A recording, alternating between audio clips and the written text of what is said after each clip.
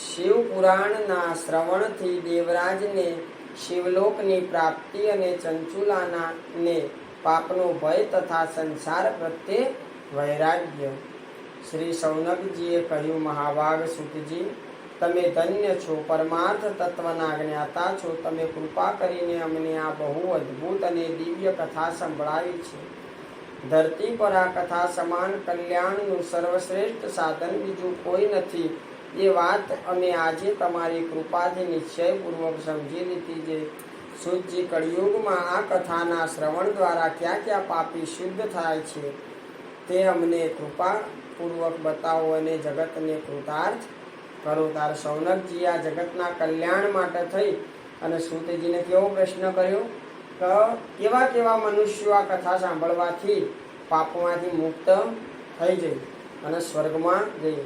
ત્યારે સૂતજી પહેલી કથા કઈ કહેતા બોલ્યા, હે મુને, જે મનુષ્ય પાપી, દુરાચારી, ખલ અને કામ, ક્રોધ વગેરેમાં નિરંતર ડૂબેલો છે તે પણ આ પુરાણના શ્રવણ પઠનથી અવશ્ય શુદ્ધ થઈ જાય છે. એ શુદ્ધ થઈ જાય, જે વાંચી એ શુદ્ધ થઈ જાય. આ વિષયમાં જાણકાર મુનિ આ પ્રાચીન ઇતિહાસનું ઉદાહરણ આપ્યા કરે છે, જેના શ્રવણ માત્રથી પાપોનો સંપૂર્ણ નાશ થઈ જાય છે. હવે ઉદાહરણ આલ્યું એમને. કોને ઉદાહરણ આલ્યું? સૂતજીએ. કોને સમજાવવા માટે? શૌનકજીને સમજાવવા માટે. તમને ખબર ના પડતી હોય તો તમને ઉદાહરણ દ્વારા સમજાવવામાં આવે. તો હા, એટલે સૂતજીએ ઉદાહરણ આપ્યું શૌનકજીને. કોનું ઉદાહરણ આપ્યું? તો દેવરાજ નામના બ્રાહ્મણનું, જે કિરાતોના નગરમાં રહેતો હતો. જે પોતે બ્રાહ્મણ હોવા છતાં જ્ઞાનથી દુર્બળ હતો, જેનામાં જ્ઞાન હતું નહીં. હા, જ્ઞાન નહોતું. એટલે જે જ્ઞાન બ્રાહ્મણનું હોવું જોઈએ એ ન હતું નહીં. એ વેપાર વૃત્તિ કરતો હતો. શું કરતો? વેપાર કરતો હતો. બ્રાહ્મણ વેપાર કરી શકે? એનો વેપાર કરે, પણ એને ભગવાનની પૂજા અને કર્મ કરવું પડે. એ સ્નાન સંધ્યા પણ કરતો નહોતો. એ દરેક કર્મોથી ભ્રષ્ટ હતો. જે સારા સારા કર્મો છે ને એવો કોઈ કર્મ એ કરતો નહોતો. એ બધા ખરાબ જ કર્મ કરતો. એ વેશ્યાવૃત્તિ કરતો, ચોરી કરતો, દારૂ પીતો, આવું બધું કરતો. એ લોકોને ઠગી લેતો હતો. એને બ્રાહ્મણો, ક્ષત્રિયો, વૈશ્યો અને શૂદ્રો તથા બીજા ઘણાઓને પણ અનેક બહાના બનાવીને એમનું ધન હડપી લીધું હતું. દરેકનું ધન એ હડપી લેતો, બનો કાઢીને એને ઠગી. અને ધાર્મિક કાર્યની અંદર એનું ધન વપરાતું નહોતું. તેનું ધન લોકોને હેરાન કરવામાં, મારવામાં, પછી ડાકુ, વેશ્યાઓ, વ્યભિચારીમાં, દારૂ પીવામાં, જુગાર રમવામાં, આવા બધામાં એનું ધન વાપરતો હતો. તે એક દિવસ ફરતો તે દેવયોગથી પ્રતિષ્ઠાનપુર, એટલે કયું પ્રતિષ્ઠાનપુર? એ વખતે જે પ્રતિષ્ઠાનપુર હતું એ અત્યારે પ્રયાગ કહેવાય. ત્યાં પહોંચ્યો. ત્યાં એક શિવાલય જોયું અને પછી એ બહુ થાકી ગયેલો હતો. એટલે ત્યાં એ રોકાયો. ઘણા બધા સંતો, મહંતો, મહાત્માઓ ત્યાં હતા. એટલે એમના જોડે રોકાઈ ગયો. અને ત્યાં રોકાયો એટલે ત્યાં એને તાવ આવ્યો. શું થયું? તાવ આવ્યો એટલે ત્યાંથી જઈ શકે એમ રહ્યો નહીં. હલવા ચાલવાની જે શક્તિ હતી એ જતી રહી. તો એ બ્રાહ્મણ દેવતા શિવ પુરાણની કથા સંભળાઈ રહ્યા હતા અને લોકો સાંભળતા હતા. આ ત્યાં દેવરાજ ત્યાં પડ્યા કથા સાંભળી અને નિરંતર સાંભળ્યા કરી. અને એમ કરતો 1 મહિનો થઈ ગયો. અને એ તાવના કારણે અને ભૂખ તરસના કારણે એ તાવમાં મરી ગયો. આ દેવરાજ મરી ગયો ને એટલે એના યમદૂતો લેવા માટે આવ્યા. યમના દૂતો એને લઈ જઈ યમનગરીમાં લઈ ગયા. એટલામાં જ શિવલોકથી ભગવાન શિવના પાર્ષદો ત્યાં આવી પહોંચ્યા. અને શિવના પાર્ષદો આવી એટલે ઘોર અવાજ થતો હોય, પેલો ઘોર અવાજ થતો હોય કેવો હર હર મહાદેવ, હર હર મહાદેવ, હર હર મહાદેવ એવો અવાજ કરતા કરતા કરતા કરતા ઢોલ નગારા નોબતો વાગતી હતી. અને પાર્ષદો આવવા માંડ્યા ભગવાન શિવના. તો પાર્ષદોનું સ્વરૂપ કેવું હતું? તો ભગવાન શંકરના જેવું હતું. ગૌર અંગ કપૂરની જેમ ઉજ્જવળ હતા. હાથમાં ત્રિશૂળ શોભી રહ્યા હતા. તેમના બધા અંગોએ ભસ્મ ચોળેલી હતી. રુદ્રાક્ષની માળાઓ તેમના ગળામાં શોભાયમાન થતી હતી. બધા પાર્ષદો એકી સાથે ક્રોધપૂર્વક યમનગરીમાં ગયા અને યમરાજાને ના દૂતોને મારી અને ધમકાઈ તેમણે દેવરાજને છોડાવી લીધો. એટલે તેને છોડાવી અને અત્યંત અદ્ભુત વિમાન પર બેસાડ્યો અને પોતાની સાથે પાર્ષદો કૈલાસ લઈને ચાલ્યા. ત્યારે જવા તૈયાર થયા એટલે યમપુરીમાં મોટો કોલાહલ થઈ ગયો. પછી ભગવાન શિવના પાર્ષદો આવી અને કોઈ જીવાત્માને છોડાઈ ગયા. એટલે ત્યાં યમરાજા આવ્યા. યમરાજા ધર્મરાજ આવી અને ઊભા રહ્યા અને એમને બધું પોતાની યોગ માયાથી આ બધું જાણી લીધું. અને એમને પછી ધર્મરાજાએ આ શિવ પાર્ષદોનું વિધિપૂર્વક પૂજન કર્યું અને એમને વિદાય આપી. ત્યારે એ દેવરાજને લઈ અને પાર્ષદો ક્યાં આવ્યા? કૈલાસ ઉપર આવ્યા અને ભગવાન શંકરને એ સોંપી દીધા. કૈલાસ સોંપી દીધા. ત્યારે સૌનકજી બોલ્યા, હે મહાભાગ સુતજી, તમે સર્વજ્ઞ છો. હે મહામતે, આપ કૃપાના પ્રસાદથી હું વારંવાર કૃતાર્થ થયો છું. આ ઇતિહાસની કથા સાંભળી મારું મન અત્યંત આનંદમાં નિમગ્ન થઈ રહ્યું છે. તેથી હવે ભગવાન શિવની ભક્તિ વધે, પ્રેમ વધે એવી શિવ સંબંધી બીજી કથાઓનું શ્રવણ કરો. તો ભગવાન શંકરની કથા સાંભળવાથી કેવા પાપો કર્યા હોય તો આપણે છૂટી જઈએ? ગમે તેવા પાપો કર્યા હોય, ગમે તેવા ખોટા કામ કર્યા હોય, પણ ભગવાન શિવની કથા પ્રેમપૂર્વક સાંભળીએ, ધ્યાનપૂર્વક, અને ભગવાન શિવનો જાપ કરતા રહીએ, માળા કરતા રહીએ. અંગ ઉપર ભસ્મ લગાવેલી હોય, હાથમાં માળા લઈ અને ઓમ નમઃ શિવાય, શ્રી નમઃ શિવાય, નમઃ શિવાયનો જાપ કરતા હોય તો બધા પાપોમાંથી આપણે મુક્ત થઈ જઈએ છીએ. તો હવે સૌનકજી સૂતજીને કહી છે કે હવે મને ખૂબ બીજી કથા સાંભળાવો. ત્યારે સૂતજી બોલ્યા, સૌનક સાંભળો, હું તમારી સામે અત્યંત ગોપનીય અને ગૂઢ કથા વસ્તુનું વર્ણન કરીશ. કેમ કે તમે શિવ ભક્તોમાં અગ્રગણ્ય છો તથા વેદ વેદતાઓમાં પણ શ્રેષ્ઠ છો. એટલે એમને બીજી કથા કહી કે સમુદ્ર પાસે એક વાસ્કલ નામનો ગામ હતું. ત્યાં વૈદિક ધર્મથી વિમુખ મહાપાપી બ્રાહ્મણ બીજો નિવાસ કરતા. બ્રાહ્મણો પણ બધા પાપી. શું કરતા એ બ્રાહ્મણો? એ બધા દુષ્ટ હતા. તેમના મન દૂષિત હતા. તે વિષય ભોગોમાં લાગ્યા રહેલા. તે દેવતાઓ પર વિશ્વાસ કરતા નહોતા. તે ભાગ્ય ઉપર પણ વિશ્વાસ નથી. એ સૌ કુટિલ વૃત્તિવાળા. ખેતી કરતા. બ્રાહ્મણને ખેતી કરાય નહીં. જે ખેતી કરતો હોય બ્રાહ્મણ શું કહેવાય? શૂદ્ર કહેવાય. એટલે ખેતી કરાય. ખેતી કરવાથી પાપ લાગે. ખેતી કરવાથી પાપ લાગે તો ખેતી ના કરાય. જાત જાતના હથિયારો રાખતા બ્રાહ્મણો હથિયારો રાખતા, પોતે ઠગ હતા, લોકોને ઠગી લેવાનું કાર્ય કરતા, વ્યભિચારી હતા. જ્ઞાન, વૈરાગ્ય અને સદધર્મનું સેવન એ મનુષ્ય માટે પરમ પુરુષાર્થ છે. માણસના અંદર જ્ઞાન હોવું જોઈએ, વૈરાગ્ય હોવું જોઈએ ને સદધર્મ હોવો જોઈએ, સાચો ધર્મ પણ હોવો જોઈએ. એ વાતને તેઓ બિલકુલ જાણતા હતા, પણ આ તો એ કોઈ જાણતા હતા નહીં. અને બધા પશુ બુદ્ધિવાળા છે. વિચાર કરો કે જ્યાં દ્વિજો આવા હોય ત્યાં બીજા વર્ણના લોકો વિશે તો કેવું જ છે.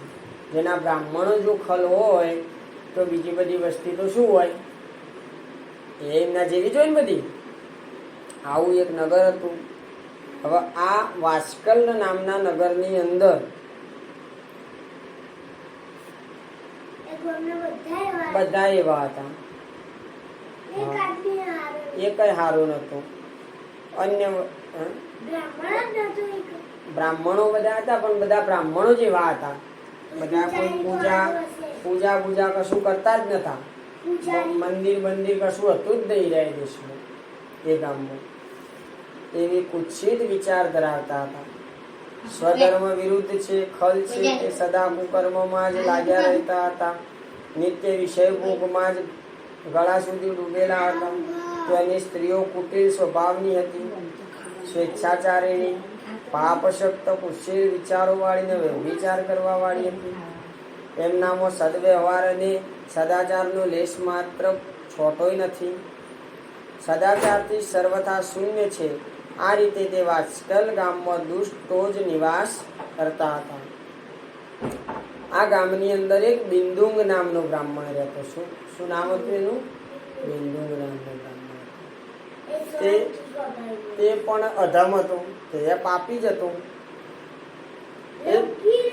એ પાપી હતો, એ મહાપાપી હતો. જો કે એની પત્ની ખૂબ સુંદર હતી, તેનું નામ બિંદુંગ. તો પણ આ બિંદુંગ કુમાર્ગે જતો હતો. પત્નીનું નામ ચંચુલા હતું,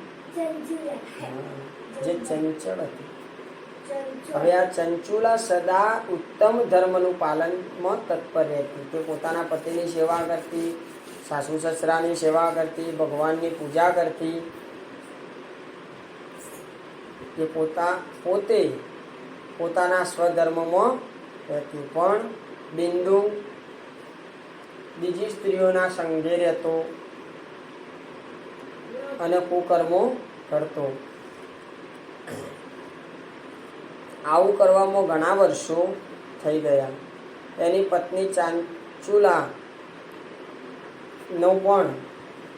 ચંચુલા પણ ધીરે ધીરે એના જેવી થઈ ગઈ.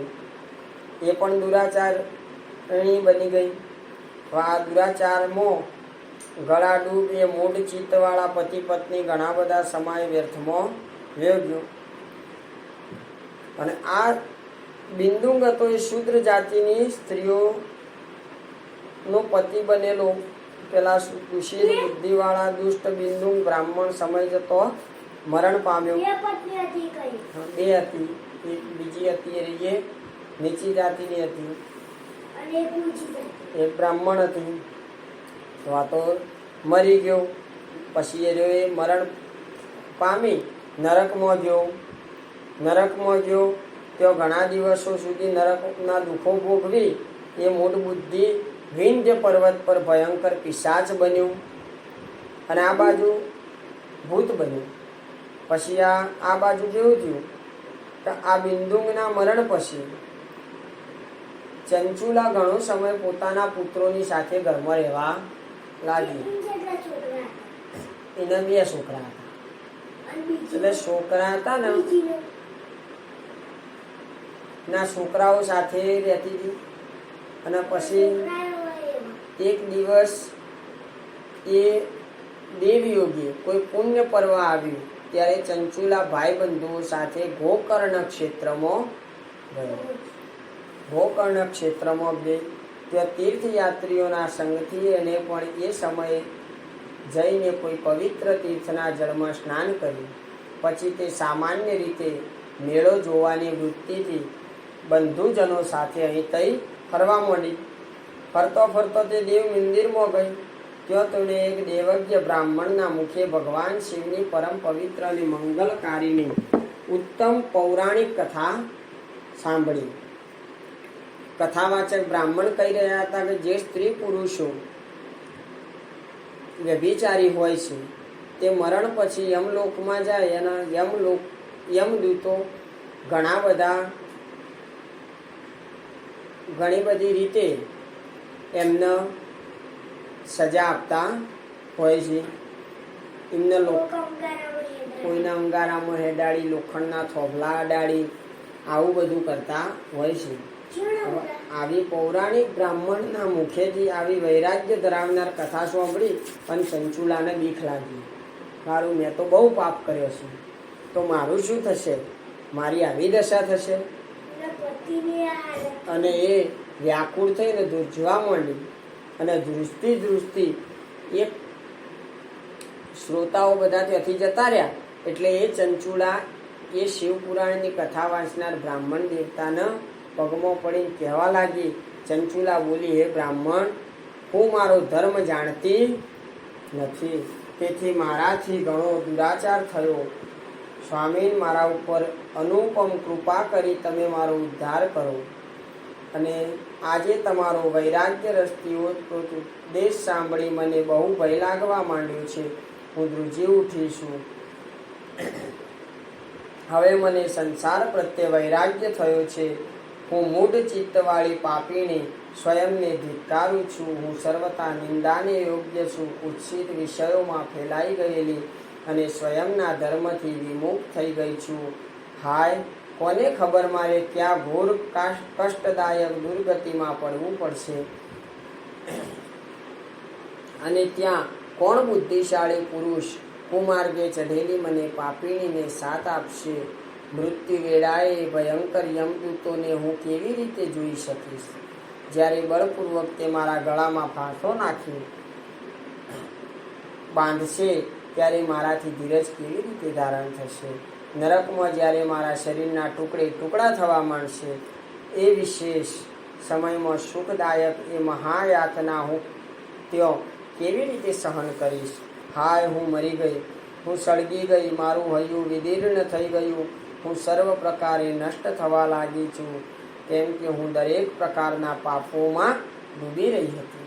હે બ્રહ્મન, તમે જ મારા ગુરુ, તમે જ માતા, તમે જ પિતા છો. તમારા શરણે આવેલી મને દીન અબળા જાણીને તમે જ મારો ઉદ્ધાર કરો, તમે જ મારો ઉદ્ધાર કરો. આ રીતે ચંચુલા બ્રાહ્મણને અરજી કરવા માંડી, હે બ્રાહ્મણ દેવતા, તમે મારો ઉદ્ધાર કરો. ત્યારે શ્રુતિજી કહે છે, સૌનક, આ રીતે ખેદ પામેલી ચંચુલા બ્રાહ્મણ દેવતાના ચરણોમાં આળોટી પડી. તે બુદ્ધિમાન બ્રાહ્મણે કૃપાપૂર્વક તેને ઉઠાડી અને આ પ્રકારે કહેવા લાગ્યા,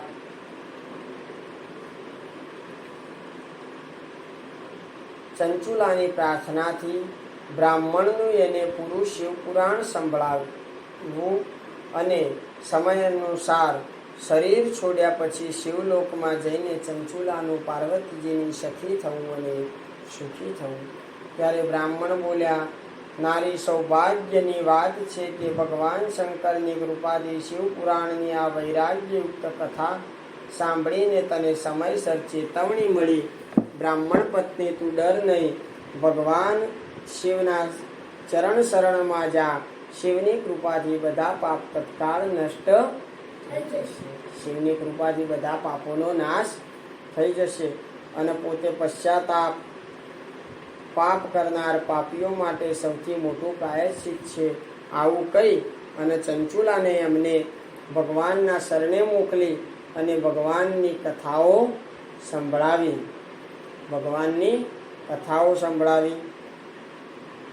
અને ચંચુલાને પસ્તાવાથી સંપન્ન થઈ જાય છે અને પસ્તાવો થવાથી આનું પ્રાયશ્ચિત થઈ ગયું અને આ બધા જ કુકર્મો અને પાપોનો નાશ થઈ જાય.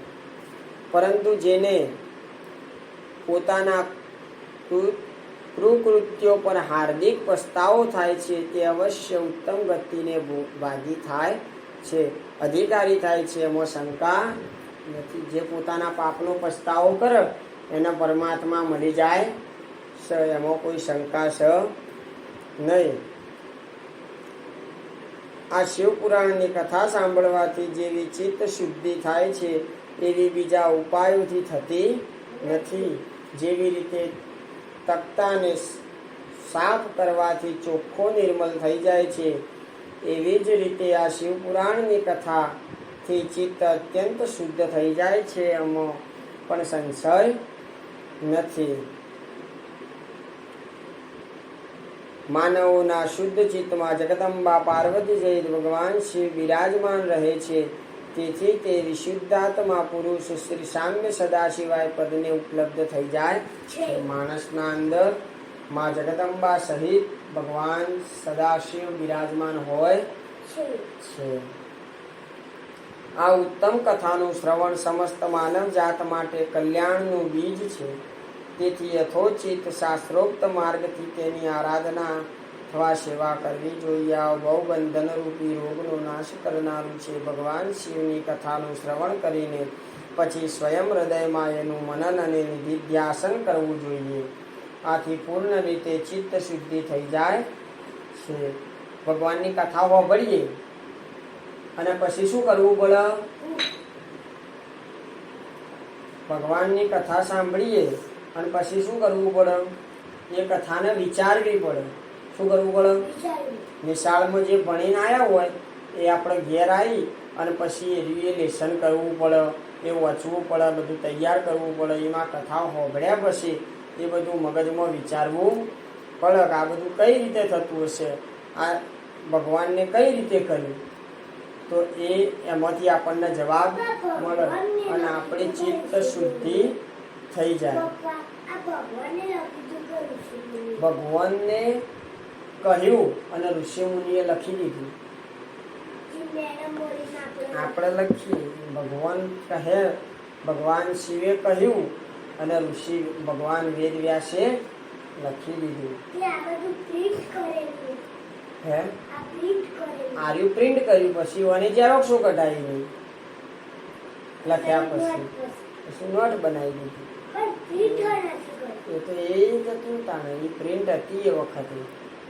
ચલો હવે આગળ. ચિત્ત શુદ્ધિ થઈ જાય. મહેશ્વરની ભક્તિ પોતાના બંને પુત્રો જ્ઞાન અને વૈરાગ્ય સાથે નિશ્ચય જ પ્રગટ થાય છે.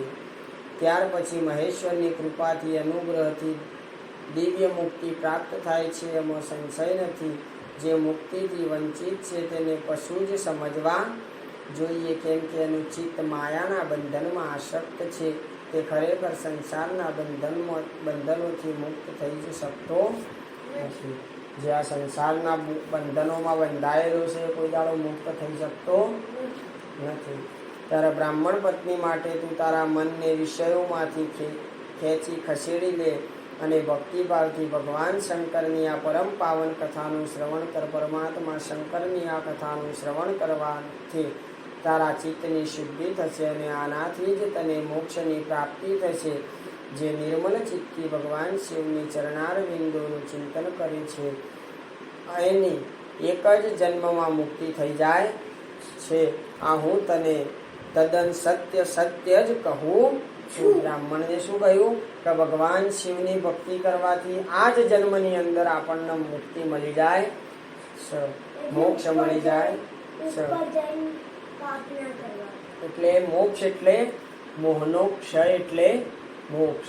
આપણા અંદર મોહ રહેવો જોવો નહીં. મારે આ લેવું છે, મારે પેલું લેવું છે, મારે પેલું લેવું છે, પેલું લેવું છે, આવી માયા લેવી જુઓ નહીં, તો આપણને મોક્ષ મળે. પણ બધું લે કરીએ તો આપણને શાંતિ મળે નહીં. તારે શુદ્ધ જે કહે સૌન આટલું કહીને તે શ્રેષ્ઠ શિવભક્ત બ્રાહ્મણ ચૂપ થઈ ગયા. એનું હૃદય કરુણા દયાથી યાર્દ ભીનું થઈ ગયું. તે શુદ્ધ ચિત્ત મહાત્મા ભગવાન શિવના ધ્યાનમાં મગ્ન થઈ ગયા. ત્યારે બિંદુ બ્રાહ્મણની પત્ની ચંચુલા મનમાં ને મનમાં પ્રસન્ન થઈ. બ્રાહ્મણનો ઉક્ત ઉપદેશ સાંભળી તેના નેત્રોમાં આનંદ શ્રુ છલકાઈ ગયા. તે બ્રાહ્મણ પત્ની ચંચુલા હર્ષભેર હૃદયપૂર્વક તે શ્રેષ્ઠ બ્રાહ્મણના બંને પગમાં પડીને હાથ જોડીને બોલી, હે કૃતાર્થ થઈ ગઈ છું, હું કૃતાર્થ થઈ ગઈ છું. ત્યાર પછી ઉઠીને વૈરાગયુક્ત ઉત્તમ બુદ્ધિવાળી તે સ્ત્રી પોતાના પાપને કારણે ભયભીત હતી ને શિવભક્ત બ્રાહ્મણને હાથ જોડીને ગદગદ વાણીમાં બોલવા લાગી. ચંચુલા બોલવા લાગી, બ્રાહ્મણ, શિવભક્તોમાં શ્રેષ્ઠ સ્વામીના આપ ધન્ય છો, પરમાર્થ દર્શી છો અને સદા પરોપકારમાં લાગ્યા રહો છો. તેથી શ્રેષ્ઠ સાધુ પુરુષોમાં પ્રશંસાને યોગ્ય છો. સાધો હું નરકના સમુદ્રમાં પડી રહી છે. આપ મારો ઉદ્ધાર કરો, ઉદ્ધાર કરો. પૌરાણિક અર્થતત્વથી સભર જે સુંદર શિવપુરાણની કથાને સાંભળીને મારા મનમાં સંપૂર્ણ વિષયો પ્રત્યે વૈરાગ્ય ઉત્પન્ન થઈ ગયો છે. એ જ આ શિવપુરાણ સાંભળવા આ સમયે મારા મનમાં બહુ શ્રદ્ધા કરતી હોય છે. સુતજી કહે, આવું કહીને હાથ જોડીને બ્રાહ્મણ દેવતાનો અનુગ્રહ પ્રાપ્ત કરીને ચંચુલાએ શિવપુરાણની કથાનું શ્રવણ કરવાની ઈચ્છા મનમાં રાખીને તે બ્રાહ્મણ દેવતાની સેવામાં તત્પર થઈ ત્યાં જ રહેવા લાગી. તે પછી શિવભક્તોમાં શ્રેષ્ઠ અને શુદ્ધવાળા તે બ્રાહ્મણ દેવે એ જ સ્થાન પર એ સ્ત્રીને શિવપુરાણની ઉત્તમ કથા સંભળાવી. આ રીતે તે ગોકર્ણ નામના મહાક્ષેત્રમાં તે જ શ્રેષ્ઠ બ્રાહ્મણ પાસે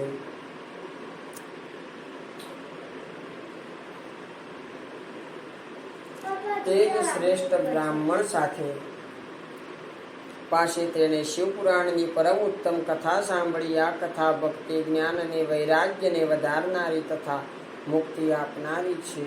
એ પરમ ઉત્તમ કથાનું શ્રવણ કરીને તે બ્રાહ્મણ પત્ની ચંચુલા અત્યંત કૃતાર્થ થઈ ગઈ. તેનું ચિત્ત શીઘ્ર જ શુદ્ધ થઈ ગયું. પછી ભગવાન શિવના અનુગ્રહથી તેના હૃદયમાં શિવના સગુણ રૂપનું ચિંતન થવા લાગ્યું.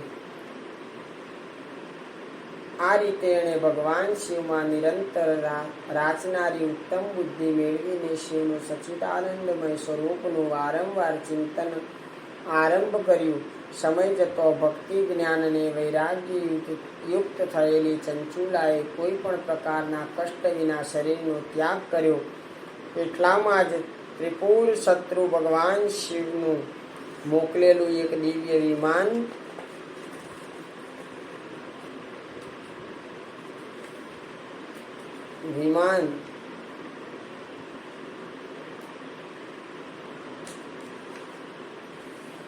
ઝડપી ગતિથી ત્યાં પહોંચ્યું. એ વિમાનમાં શિવના અનેક ગણો બેઠેલા હતા. આ વિમાન જાત જાતના શોભા સાધનોથી શણગારેલું હતું.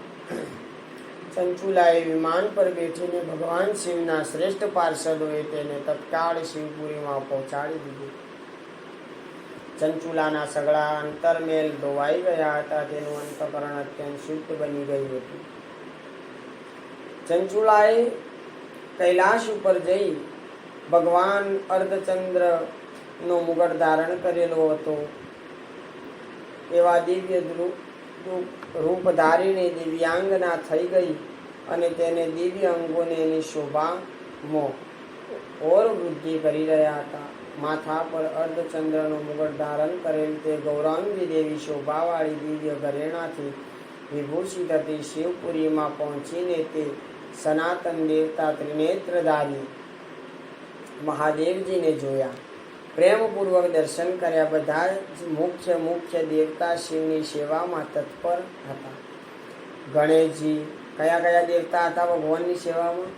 તો ગણેશજી, ભૃંગી, નંદીશ્વર અને વીરભદ્રેશ્વર વગેરે પણ શિવજીની સેવામાં ઉત્તમ ભક્તિ ભાવથી ખડે પગે હતા. શિવજીના અંગક્રાંતિ કરોડો સૂર્ય જેવી પ્રકાશિત હતી. ભગવાન શંકરની શરીરમાંથી કેવું તેજ નીકળતું હતું? કરોડો સૂર્ય જેટલું તેજ નીકળતું હતું, પ્રકાશિત થઈ જાય. તેમના કંઠમાં નીલ ચિહ્ન શોભી રહ્યું હતું. તેમના 5 મુખ હતા. દરેક મુખમાં 3 નેત્ર હતા. મસ્તક પર અર્ધચંદ્રાકાર મુગટ શોભા અનેરી હતી. એમણે એમના ડાભાંગમાં ડાબી બાજુએ કોને બિહારેલો હતો? ગૌરી દેવી બેસાડ્યા હતા. ગૌરી દેવી વીજળીનો જાણે ઢગલો હોય તેવી રીતે પ્રકાશી રહ્યા હતા. ગૌરીપતિ મહાદેવની ક્રાંતિ કપૂર જેવી ગૌર હતી. એમનું આખું શરીર શ્વેત ભસ્મથી લેપાયમાન હતું. શરીર પર શ્વેત વસ્ત્ર શોભી રહ્યું હતું. આ પ્રકારે પરમ ઉજ્જવળ ભગવાન શંકરના દર્શન કરીને તે બ્રાહ્મણ પત્ની ચંચુલા બહુ પ્રસન્ન થઈ. અત્યંત પ્રીતિપૂર્વક એણે ખૂબ જ ઉતાવળે ભગવાન શંકરને વારંવાર પ્રણામ કરવા લાગ્યા. પછી હાથ જોડીને તે ખૂબ જ પ્રેમ, આનંદ અને સંતોષયુક્ત થઈને અત્યંત વિનતી ભાવથી ઊભી રહી. એના નેત્રોમાંથી આનંદ સ્વરૂપ અવિરલ ધારા વહેવા લાગી. અને ભગવાનને જોયા એટલે એની આંખોમાંથી આંસુ નીકળવા લાગ્યા. તેનું સંપૂર્ણ શરીર રોમાંચિત થઈ ગયું. તેના શરીરમાં આનંદ આવી ગયો. એ વખતે ભગવતી પાર્વતી અને ભગવાન શંકરે ખૂબ જ કરુણાપૂર્વક પોતાની પાસે બોલાવીને સૌમ્ય દ્રષ્ટિથી એની તરફ જોયું. પાર્વતીજીએ તો દિવ્ય રૂપ ધારીને બિંદુંગ પ્રિયા ચંચુલાને પ્રેમપૂર્વક પોતાની સખી બનાવી દીધી. અને એ પરમાનંદ ધન જ્યોતિ સ્વરૂપ સનાતન ધામમાં અવિચળ નિવાસ પામીને દિવ્ય સૌખ્ય ભાવ પામીને અક્ષય સુખનો અનુભવ કરવા લાગી. ચંચુલાના ત્યાં ભગવાનના ધામમાં પાર્વતીએ પોતાની સખી બનાવીને રાખી લીધી. બોલો, ભગવાન હતી ને, જયા, વિજયા, ઘણી બધી સખીઓ હતી. નવદુર્ગાઓ હતી. એમની સખીઓ. 7 માતૃકાઓ હતી. શિવ પુરાણના શ્રવણથી દેવરાજને શિવલોકની પ્રાપ્તિ અને ચંચુલાના ને પાપનો ભય તથા સંસાર પ્રત્યે વૈરાગ્ય. શ્રી સૌનકજીએ કહ્યું, મહાભાગ સુતજી, તમે ધન્ય છો, પરમાર્થ તત્વના જ્ઞાતા છો. તમે કૃપા કરીને અમને આ બહુ અદ્ભુત અને દિવ્ય કથા સંભળાવી છે. ધરતી પર આ કથા સમાન કલ્યાણનું સર્વશ્રેષ્ઠ સાધન બીજું કોઈ નથી. એ વાત અમે આજે તમારી કૃપાથી નિશ્ચયપૂર્વક સમજી લીધી છે. સુતજી, કળિયુગમાં આ કથાના શ્રવણ દ્વારા ક્યાં ક્યાં પાપી શુદ્ધ થાય છે તે અમને કૃપાપૂર્વક બતાવો અને જગતને કૃતાર્થ કરો. તાર સૌનકજી આ જગતના કલ્યાણ માટે થઈ અને સુતજીને કેવો પ્રશ્ન કર્યો કે કેવા મનુષ્યો આ કથા સાંભળવાથી પાપમાંથી મુક્ત થઈ જાય અને સ્વર્ગમાં જઈએ. ત્યારે સુતજી પહેલી કથા કઈ કહેતા બોલ્યા, હે મુને, જે મનુષ્ય પાપી, દુરાચારી, ખલ અને કામ, ક્રોધ વગેરેમાં નિરંતર ડૂબેલો છે તે પણ આ પુરાણના શ્રવણ પઠનથી અવશ્ય શુદ્ધ થઈ જાય છે. એ શુદ્ધ થઈ જાય, જે વાંચી એ શુદ્ધ થઈ જાય. આ વિષયમાં જાણકાર મુનિ આ પ્રાચીન ઇતિહાસનું ઉદાહરણ આપ્યા કરે છે, જેના શ્રવણ માત્રથી પાપોનો સંપૂર્ણ નાશ થઈ જાય છે. હવે ઉદાહરણ આવ્યું એમને. કોને ઉદાહરણ આવ્યું? સુતજીએ. કોને સમજાવવા માટે? સૌનકજીને સમજાવવા માટે. તમને ખબર ના પડતી હોય તો તમને ઉદાહરણ દ્વારા સમજાવવામાં આવે તો એટલે સુતજીએ ઉદાહરણ આપ્યું સૌનકજીને. કોનું ઉદાહરણ આપ્યું? તો દેવરાજ નામના બ્રાહ્મણનું, જે કિરાતોના નગરમાં રહેતો હતો.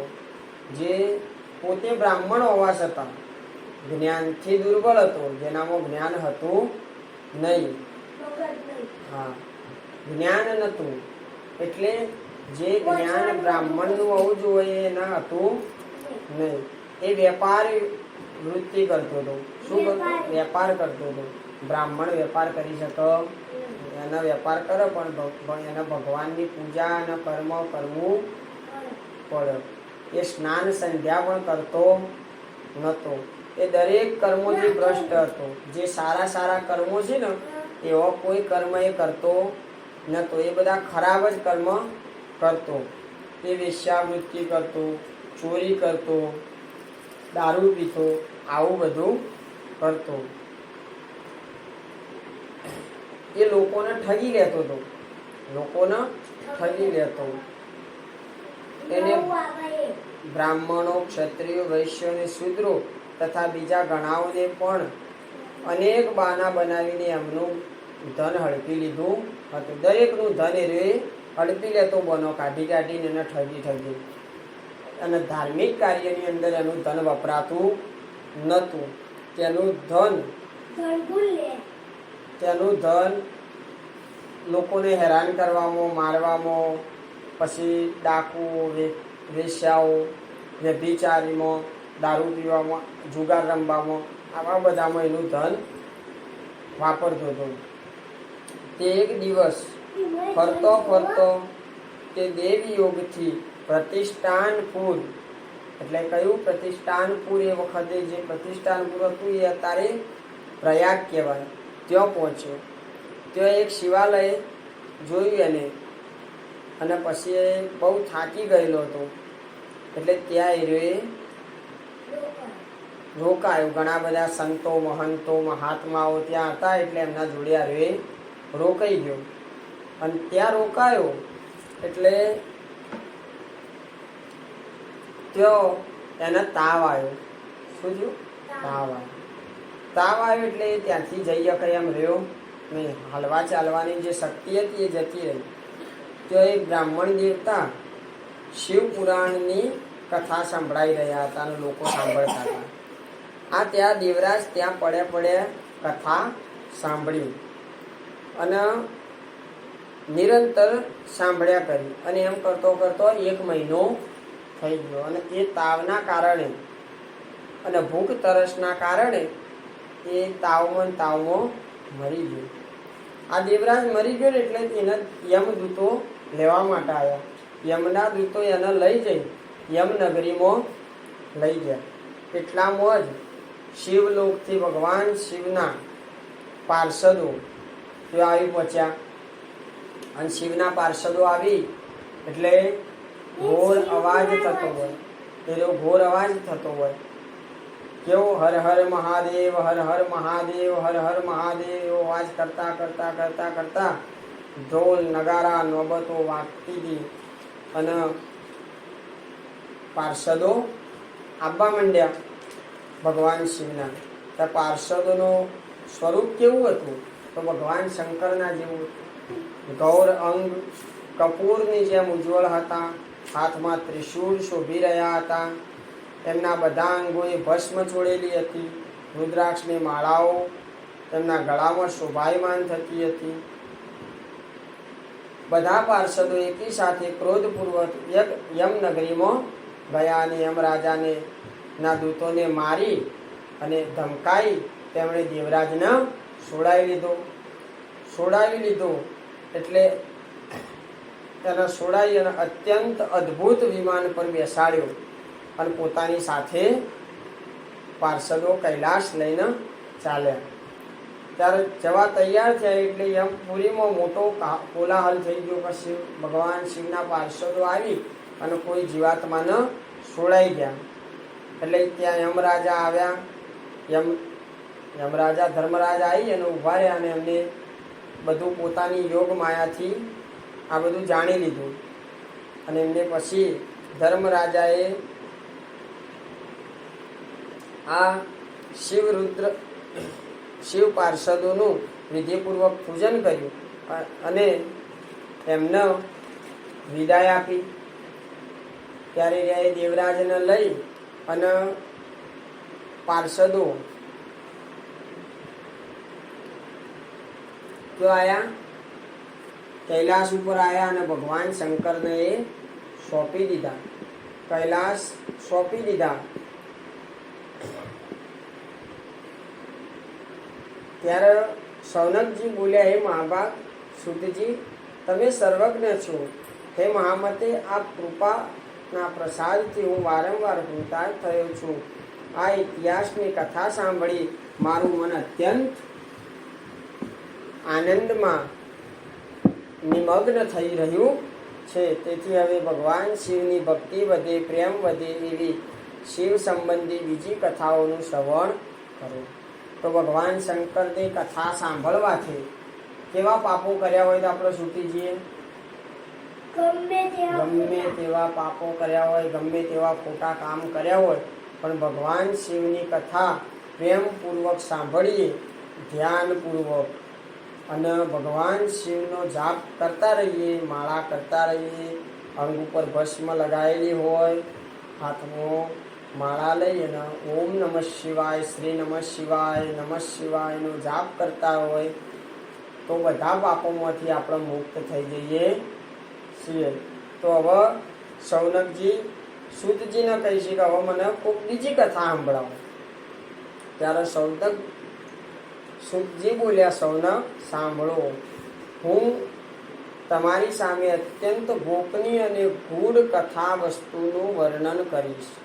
કેમ કે તમે શિવ ભક્તોમાં અગ્રગણ્ય છો તથા વેદ વેદતાઓમાં પણ શ્રેષ્ઠ છો.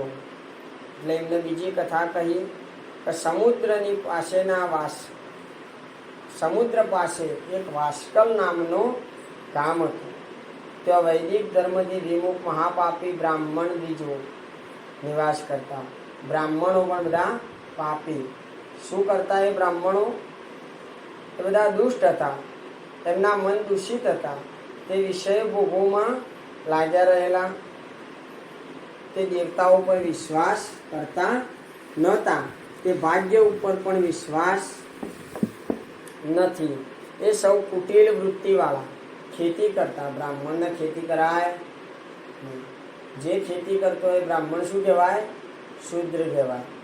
એટલે ખેતી કરાય, ખેતી કરવાથી પાપ લાગે, ખેતી કરવાથી પાપ લાગે, તો ખેતી ના કરાય.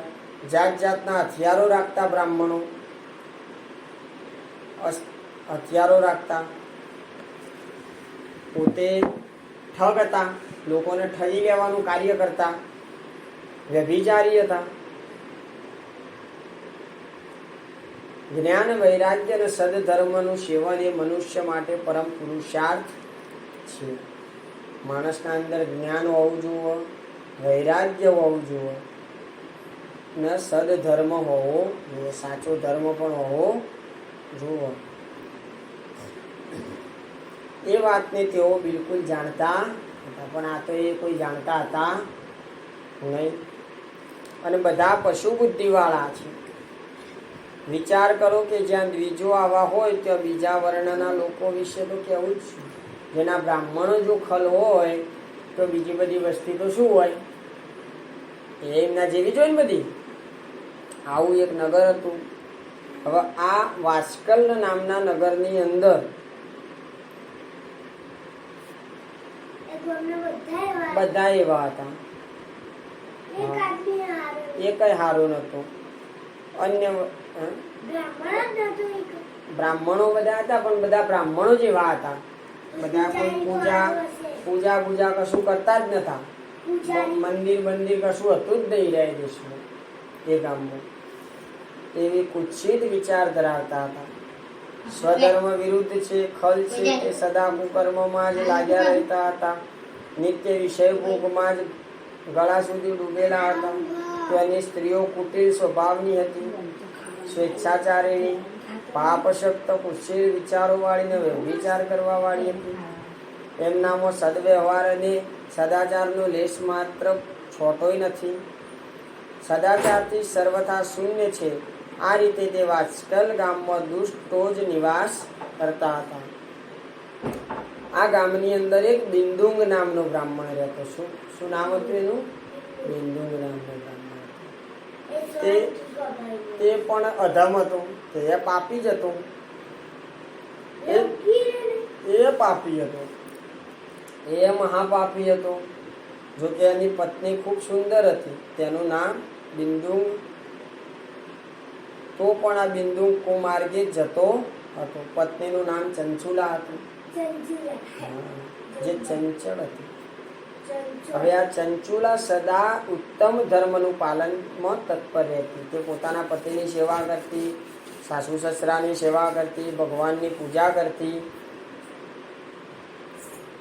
તે પોતે પોતાના સ્વધર્મમાં રહેતી. પણ બિંદુ બીજી સ્ત્રીઓના સંગે રહેતો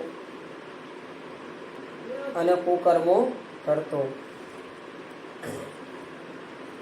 આવું કરવામાં ઘણા વર્ષો થઈ ગયા. એની પત્ની ચંચુલા ધીરે ધીરે એના જેવી થઈ ગઈ. એ પણ દુરાચારની બની ગઈ.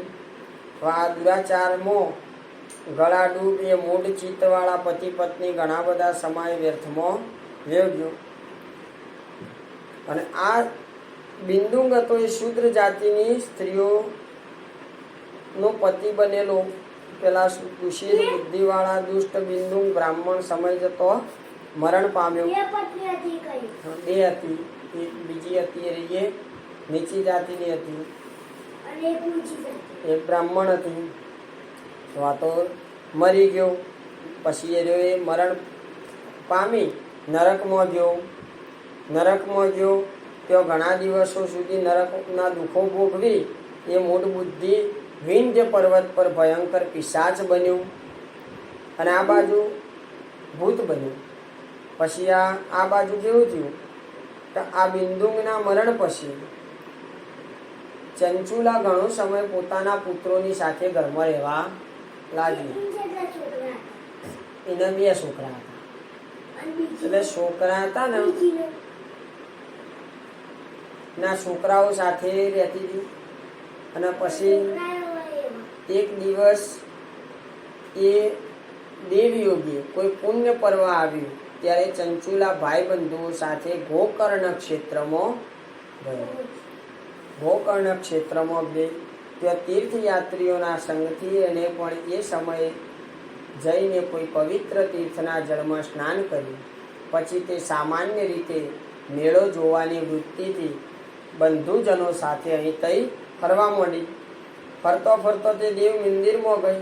ત્યાં તેણે એક દેવજ્ઞ બ્રાહ્મણના મુખે ભગવાન શિવની પરમ પવિત્ર અને મંગલકારીની ઉત્તમ પૌરાણિક કથા સાંભળી. કથાવાચક બ્રાહ્મણ કહી રહ્યા હતા કે જે સ્ત્રી પુરુષો વ્યભિચારી હોય છે તે મરણ પછી યમલોકમાં જાય એના યમદૂતો ઘણી બધી રીતે એમને સજા આપતા હોય છે. એમને કોઈના અંગારામાં હેડાડી, લોખંડના થોભલા અડાડી આવું બધું કરતા હોય છે. આવી પૌરાણિક બ્રાહ્મણના મુખેથી આવી વૈરાગ્ય ધરાવનાર કથા સાંભળી અને ચંચુલાને બીક લાગી. મારું મેં તો બહુ પાપ કર્યો છે, તો મારું શું થશે? મારી આવી દશા થશે? અને એ વ્યાકુળ થઈને ધ્રુજવા માંડી. અને ધ્રુજતી એક શ્રોતાઓ બધા ત્યાંથી જતા રહ્યા. એટલે એ ચંચુલા એ શિવપુરાણની કથા વાંચનાર બ્રાહ્મણ દેવતાને પગમાં પડીને કહેવા લાગી. ચંચુલા બોલી, હે બ્રાહ્મણ, હું મારો ધર્મ જાણતી નથી, તેથી મારાથી ઘણો દુરાચાર થયો. સ્વામી, મારા ઉપર અનુપમ કૃપા કરી તમે મારો ઉદ્ધાર કરો. અને આજે તમારો વૈરાગ્ય રસથી ઉપદેશ સાંભળી મને બહુ ભય લાગવા માંડ્યો છે. હું ધ્રુજી ઉઠી છું. હવે મને સંસાર પ્રત્યે વૈરાગ્ય થયો છે. હું મૂઢ ચિત્તવાળી પાપીને સ્વયંને ધિક્કારું છું. હું સર્વથા નિંદાને યોગ્ય છું. કુત્સિત વિષયોમાં ફેલાઈ ગયેલી અને સ્વયંના ધર્મથી વિમુખ થઈ ગઈ છું. હાય, કોને ખબર મારે ક્યાં ઘોર કષ્ટદાયક દુર્ગતિમાં પડવું પડશે, અને ત્યાં કોણ બુદ્ધિશાળી પુરુષ કુમાર્ગે ચઢેલી મને પાપીણીને સાથ આપશે.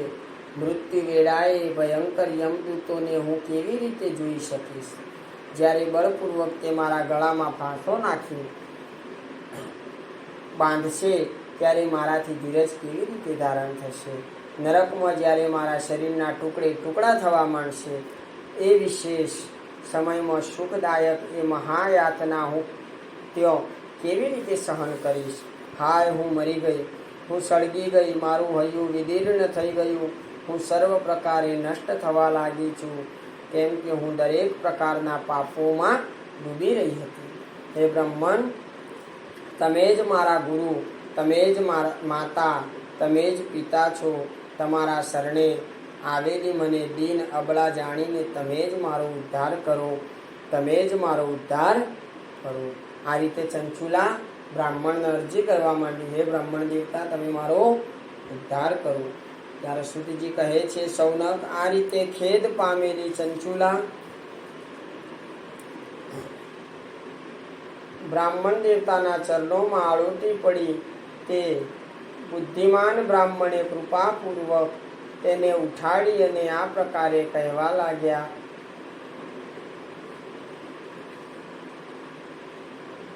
ચંચુલાની પ્રાર્થનાથી બ્રાહ્મણનું એને પૂરું શિવપુરાણ સંભળાવવું અને સમય અનુસાર શરીર છોડ્યા પછી શિવલોકમાં જઈને ચંચુલાનું પાર્વતીજીની સખી થવું અને સુખી થવું.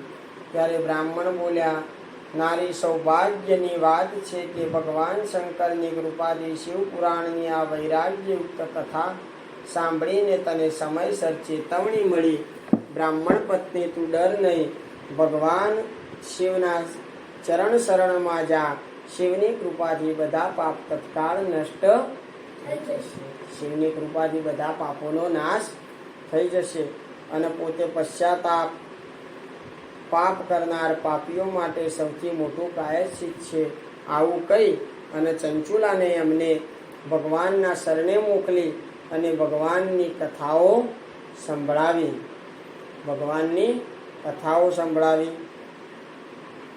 અને ચંચુલાને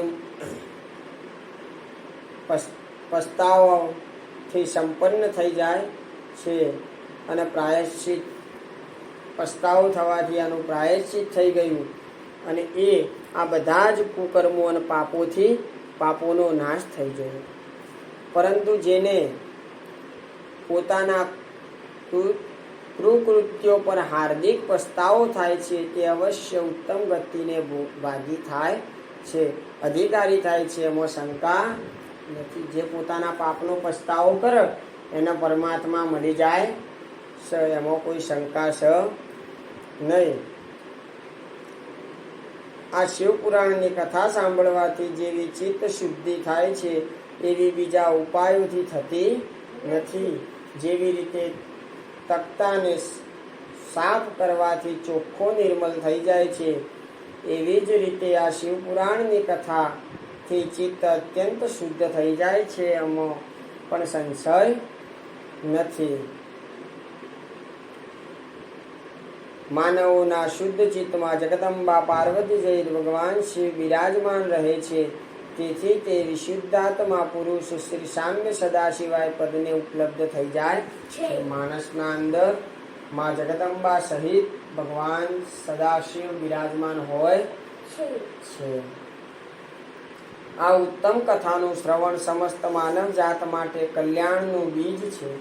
તેથી યથોચિત શાસ્ત્રોક્ત માર્ગથી તેની આરાધના અથવા સેવા કરવી જોઈએ. આ ભવબંધન રૂપી રોગનો નાશ કરનારું છે. ભગવાન શિવની કથાનું શ્રવણ કરીને પછી સ્વયં હૃદયમાં એનું મનન અને નિધિધ્યાસન કરવું જોઈએ. આથી પૂર્ણ રીતે ચિત્ત શુદ્ધિ થઈ જાય છે. ભગવાનની કથા સાંભળીએ અને પછી શું કરવું પડે? ભગવાનની કથા સાંભળીએ અને પછી શું કરવું પડે? એ કથાને વિચારવી પડે. શું કરવું પડે? નિશાળમાં જે ભણીને આવ્યા હોય એ આપણે ઘેર આવી અને પછી એ લેસન કરવું પડે, એ વાંચવું પડે, બધું તૈયાર કરવું પડે. એમાં કથાઓ સાંભળ્યા પછી એ બધું મગજમાં વિચારવું પડે કે આ બધું કઈ રીતે થતું હશે, આ ભગવાનને કઈ રીતે કર્યું, તો એમાંથી આપણને જવાબ મળે અને આપણી ચિત્ત શુદ્ધિ થઈ જાય. ભગવાનને કહ્યું અને ઋષિ મુનિએ લખી દીધું. આપણે લખીએ, ભગવાન કહે, ભગવાન શિવે કહ્યું અને ઋષિ ભગવાન વેદ વ્યાસે લખી દીધું. હે આર્યું પ્રિન્ટ કર્યું, પછી અને ઝેરોક્સો કઢાવી નહીં, લખ્યા પછી નોટ બનાવી દીધી. એ તો એ જ હતું તાને, એ પ્રિન્ટ હતી એ વખતે. ચલો હવે આગળ. ચિત્ત શુદ્ધિ થઈ જાય. મહેશ્વરની ભક્તિ પોતાના બંને પુત્રો જ્ઞાન અને વૈરાગ્ય સાથે નિશ્ચય જ પ્રગટ થાય છે. ત્યાર પછી મહેશ્વરની કૃપાથી અનુગ્રહથી દિવ્ય મુક્તિ પ્રાપ્ત થાય છે, એમાં સંશય નથી. જે મુક્તિથી વંચિત છે તેને પશુ જ સમજવા જોઈએ, કેમ કે એનું ચિત્ત માયાના બંધનમાં આસક્ત છે. તે ખરેખર સંસારના બંધનોથી મુક્ત થઈ જ શકતો નથી. જે આ સંસારના બંધનોમાં બંધાયેલો છે કોઈ દાડો મુક્ત થઈ શકતો નથી. ત્યારે બ્રાહ્મણ પત્ની માટે તું તારા મનને વિષયોમાંથી ખેંચી ખસેડી લે અને ભક્તિભાવથી ભગવાન શંકરની આ પરમ પાવન કથાનું શ્રવણ કર. પરમાત્મા શંકરની આ કથાનું શ્રવણ કરવાથી તારા ચિત્તની શુદ્ધિ થશે અને આનાથી જ તને મોક્ષની પ્રાપ્તિ થશે.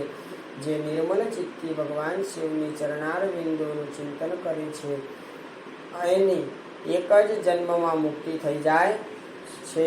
આ હું તને તદ્દન સત્ય જ કહું છું. બ્રાહ્મણને શું કહ્યું કે ભગવાન શિવની ભક્તિ કરવાથી આ જ જન્મની અંદર આપણને મુક્તિ મળી જાય, મોક્ષ મળી જાય. એટલે મોક્ષ એટલે મોહનો ક્ષય એટલે મોક્ષ. આપણા અંદર મોહ રહેવો જોવો નહીં. મારે આ લેવું છે, મારે પેલું લેવું છે, મારે પેલું લેવું છે, પેલું લેવું છે, આવી માયા રહેવી જુઓ નહીં. તો આપણને મોક્ષ મળે.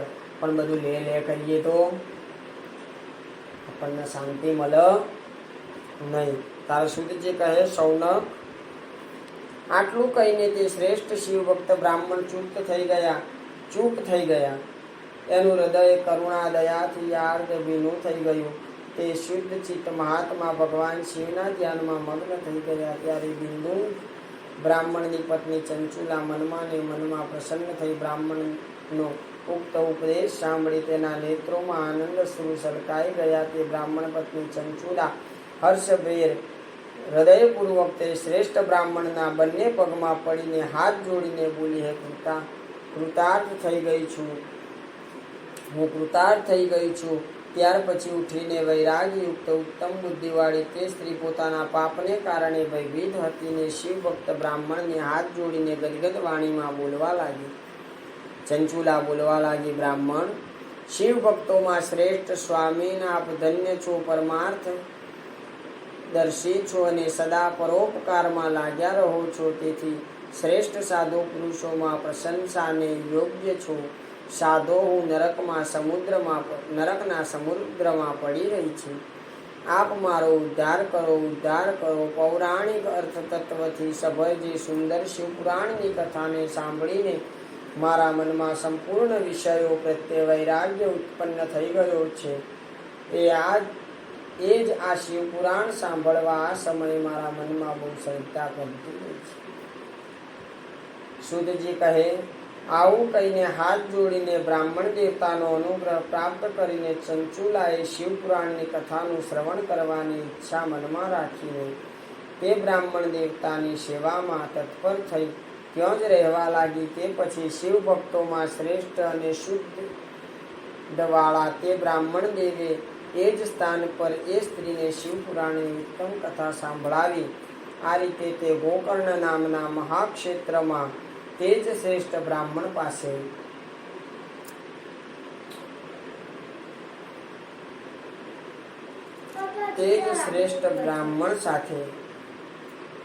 પાસે તેણે શિવપુરાણની પરમ ઉત્તમ કથા સાંભળી. આ કથા ભક્તિ, જ્ઞાન અને વૈરાગ્યને વધારનારી તથા મુક્તિ આપનારી છે.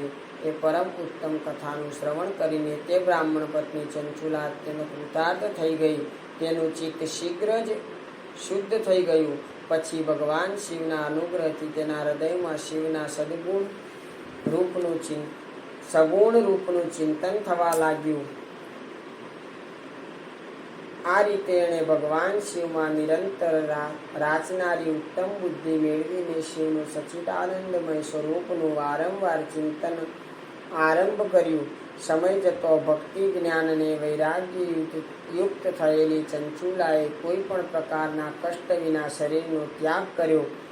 એટલામાં જ ત્રિપુર શત્રુ ભગવાન શિવનું મોકલેલું એક દિવ્ય વિમાન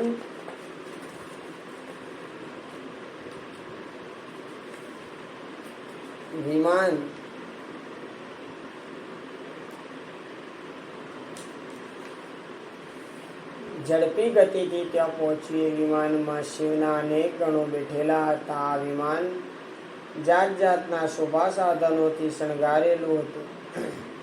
ચંચુલાએ વિમાન પર બેઠીને ભગવાન શિવના શ્રેષ્ઠ પાર્ષદોએ તેને તત્કાળ શિવપુરીમાં પહોંચાડી દીધી. ચંચુલાના સગળા અંતરમેલ ધોવાઈ ગયા હતા. તેનું અંતઃકરણ અત્યંત શુદ્ધ બની ગયું હતું. ચંચુલાએ કૈલાશ ઉપર જઈ ભગવાન અર્ધચંદ્રનો મુગટ ધારણ કરેલો હતો એવા દિવ્ય રૂપ ધારીને દિવ્યાંગના થઈ ગઈ અને તેને દિવ્ય અંગોને એની શોભામાં ઓર વૃદ્ધિ કરી રહ્યા હતા. માથા પર અર્ધચંદ્રનો મુગટ ધારણ કરેલ તે ગૌરાંગી દેવી શોભાવાળી દિવ્ય ઘરેણાથી વિભૂષિત હતી. શિવપુરીમાં પહોંચીને તે સનાતન દેવતા ત્રિનેત્રધારી મહાદેવજીને જોયા. પ્રેમપૂર્વક દર્શન કર્યા. બધા જ મુખ્ય દેવતા શિવની સેવામાં તત્પર હતા. ગણેશજી, કયા દેવતા હતા ભગવાનની સેવામાં? તો ગણેશજી, ભૃંગી, નંદીશ્વર અને વીરભદ્રેશ્વર વગેરે પણ શિવજીની સેવામાં ઉત્તમ ભક્તિ ભાવથી ખડે પગે હતા. શિવજીના અંગક્રાંતિ કરોડો સૂર્ય જેવી પ્રકાશિત હતી. ભગવાન શંકરની શરીરમાંથી કેવું તેજ નીકળતું હતું? કરોડો સૂર્ય જેટલું તેજ નીકળતું હતું, પ્રકાશિત થઈ જાય. તેમના કંઠમાં નીલચિહ્ન શોભી રહ્યું હતું. તેમના 5 મુખ હતા. દરેક મુખમાં 3 નેત્ર હતા. મસ્તક પર અર્ધચંદ્રાકાર મુગટ શોભા અનેરી હતી. એમણે એમના ડાભાંગમાં ડાબી બાજુએ કોને બિહારેલો હતો? ગૌરી દેવી બેસાડ્યા હતા. ગૌરી દેવી વીજળીનો જાણે ઢગલો હોય તેવી રીતે પ્રકાશી રહ્યા હતા. ગૌરીપતિ મહાદેવની ક્રાંતિ કપૂર જેવી ગૌર હતી. એમનું આખું શરીર શ્વેત ભસ્મથી લેપાયમાન હતું. શરીર પર શ્વેત વસ્ત્ર શોભી રહ્યું હતું. આ પ્રકારે પરમ ઉજ્જવળ ભગવાન શંકરના દર્શન કરીને તે બ્રાહ્મણ પત્ની ચંચુલા બહુ પ્રસન્ન થઈ. અત્યંત પ્રીતિપૂર્વક એણે ખૂબ જ ઉતાવળે ભગવાન શંકરને વારંવાર પ્રણામ કરવા લાગ્યા. પછી હાથ જોડીને તે ખૂબ જ પ્રેમ, આનંદ અને સંતોષયુક્ત થઈને અત્યંત વિનતી ભાવથી ઊભી રહી. એના નેત્રોમાંથી આનંદ સ્વરૂપ અવિરલ ધારા વહેવા લાગી. અને ભગવાનને જોયા એટલે એની આંખોમાંથી આંસુ નીકળવા લાગ્યા. તેનું સંપૂર્ણ શરીર રોમાંચિત થઈ ગયું. તેના શરીરમાં આનંદ આવી ગયો. એ વખતે ભગવતી પાર્વતી અને ભગવાન શંકરે એને ખૂબ જ કરુણાપૂર્વક પોતાની પાસે બોલાવીને સૌમ્ય દ્રષ્ટિથી એની તરફ જોયું. પાર્વતીજીએ તો દિવ્ય રૂપ ધારીને બિંદુંગ પ્રિયા ચંચુલાને પ્રેમપૂર્વક પોતાની સખી બનાવી દીધી. અને એ પરમાનંદ ધન જ્યોતિ સ્વરૂપ સનાતન ધામમાં અવિચળ નિવાસ પામીને દિવ્ય સૌખ્ય ભાવ પામીને અક્ષય સુખનો અનુભવ કરવા લાગી. ચંચુલાના ત્યાં ભગવાનના ધામમાં પાર્વતીએ પોતાની સખી બનાવીને રાખી લીધી. બોલો, ભગવાન હતી ને જયા, વિજયા, ઘણી બધી સખીઓ હતી. નવદુર્ગાઓ હતી. એમની સખીઓ. 7 માતૃકાઓ હતી. માતાજીની સ્તુતિ કરવા લાગી. તો ચંચુલા શું બોલી? માતાજીની સ્તુતિ કરી. એટલે ચંચુલા માતાજીની કેવી સ્તુતિ કરી કે ગિરિરાજ નંદિની સ્કંદ માતાઓ મેં ગિરિરાજ એટલે હિમાલયના રાજા. હિમાલય રાજા હતા ને પાર્વતી, એ હિમવાનની પુત્રી હતી. પાર્વતીજી કનો પુત્રી હતો? હિમવાનના પુત્રી હતા. જે હિમાલય રહ્યા ને, હિમાલયના રાજા હતા એટલે ગિરિરાજ નંદિની એમનું નામ હતું. પાર્વતીજી. હા, ગિરિરાજ નંદિની. પેલા દક્ષ પ્રજાપતિના ઘેર હતા ને એટલે એમનું નામ સતી હતું. પછી હિમાલય રાજાના ત્યાં જન્મ્યા ને એટલે એમનું નામ પાર્વતી હતું. એટલે ચંચુલા શું બોલી? ચંચુલાએ શું કીધું કે ગિરિરાજ નંદિની એટલે હે હિમવાનની પુત્રી, હે હિમાલય રાજાની પુત્રી, સ્કંદ માતા ઉમે. સ્કંદ એટલે કાર્તિકેય, ભગવાન કાર્તિકની માતા ઉમા માનવને સદા આપની સેવા કરી છે. માણસોએ સદા આપણી સેવા કરી. સમસ્ત સુખોનું પ્રદાન કરનાર શંભુ પ્રિય, તમે સમસ્ત સુખોને આપનારા છો. હે માં, તમે સમસ્ત સુખોને આપનાર છો. આપ બ્રહ્મ સ્વરૂપિણી છો. બ્રહ્મા અને વિષ્ણુ વગેરે દેવતાઓના આપ આરાધ્ય છો. માતાજી, બ્રહ્મા અને વિષ્ણુના પણ તમે પૂજનીય છો. તમે સ્વયં સગુણ અને નિર્ગુણ છો. તમે જ સૂક્ષ્મ સચ્ચિદાનંદ રૂપિણી આદ્ય પ્રકૃતિ છો. તમે જ સંસારની સૃષ્ટિ કરો છો, પાલન કરો છો અને સંહાર પણ તમે જ કરો છો. ત્રણેય ગુણોનો આશ્રય પણ તમે જ છો. બ્રહ્મા, વિષ્ણુ ને મહેશ્વર એ ત્રણેય દેવતાઓનું આવાસ સ્થાન છો અને એમની ઉત્તમ પ્રતિષ્ઠા કરનારા પરાશક્તિ પણ આપ જ છો. આવી સ્તુતિ કરી ચંચુલા. ત્યાર સુધીજી કહે સૌને જેને સદગતિ પ્રાપ્ત થઈ ગઈ હતી એ ચંચુલા આ રીતે મહેશ્વર પત્ની ઉમાની સ્તુતિ કરી નતમસ્તક ઊભી રહી ને ચૂપ થઈ ગઈ. ત્યારે તેના નેત્રોમાં પ્રેમના અશ્રુબિંદુઓની જડી લાગી ગઈ. ત્યારે કરુણામયી શંકર પ્રિયા ભક્તવત્સલ પાર્વતી દેવી ચંચુલાને સંબોધિત કરીને ખૂબ જ પ્રેમપૂર્વક આ રીતે કહેવા લાગ્યા. પાર્વતીજીએ કહ્યું, સખી ચંચુલે સુંદરી, હું તારી સ્તુતિથી અત્યંત પ્રસન્ન થઈ ગઈ છું. બોલ, કયું વરદાન જોઈએ છે તારે? માતાજી એની સ્તુતિથી ખુશ થયા એટલે માતાજીએ કીધું, તારે શું વરદાન જોઈએ? ત્યારે ચંચુલા બોલી, નિષ્પાપ ગિરિરાજ કુમારી. નિષ્પાપ એટલે જેને કોઈ પાપ કર્યું નથી એવા ગિરિરાજ કુમારી એટલે હિમાલયના પુત્રી. મારા પતિ બિંદુંગા વખતે ક્યાં હશે? મારો પતિ બહુ પાપી હતો, એનું શું થયું હશે? મેં તો મારા અંત સમયે શિવ મહાપુરાણની કથા સાંભળી અને હું મારા પાપોમાંથી મુક્ત થઈ ગઈ, પણ મારા પતિનું શું થયું હશે? તો એ તારે ક્યાં હશે? કઈ સ્થિતિમાં હશે? એની શું ગતિ થઈ હશે? એ હું કંઈ જાણતી નથી. પણ હે કલ્યાણમય દિનવત્સ, હું મારા એ પતિદેવને જે રીતે મળી શકું એવો કંઈ ઉપાય કરું. હું મારા પતિને મળું એવો મને કંઈ ઉપાય કરું. આત્મા કોઈ દાડો ના મળે.